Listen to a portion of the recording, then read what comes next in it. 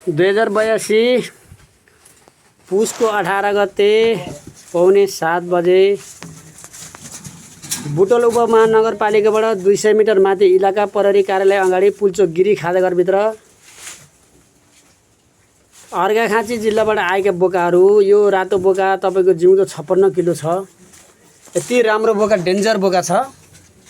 धेरै बोकाहरू आछन्। ल हेर्नुस्,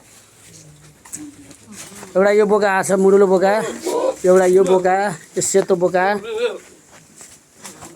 यो बोका आछ, यो कालो बोका आछ, अर्को यो आछ, यो ल हेर्नुस्, एकदम धेरै खसी बोका, भेडा, चेङ्रा, लोकल कुखुरा, हाँस, परेवा।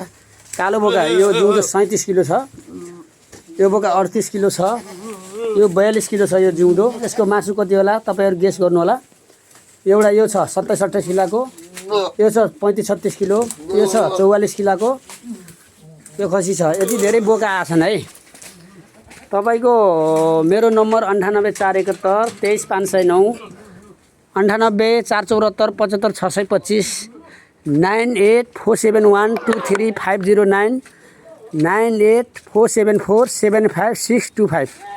चेङ्राहरू पनि छ हामीसँग। अझै 3 पिस चेङ्रा बचेको छ र काला बोकाहरू यता पनि छन्, साना साना। ल हेर्नुस्, यो सेतो बोका भयो, यो खसी भयो, यिनीहरू खसी हुन्। यिनी साना बोका, साना साना पुन्टे बोकाहरू हुन्।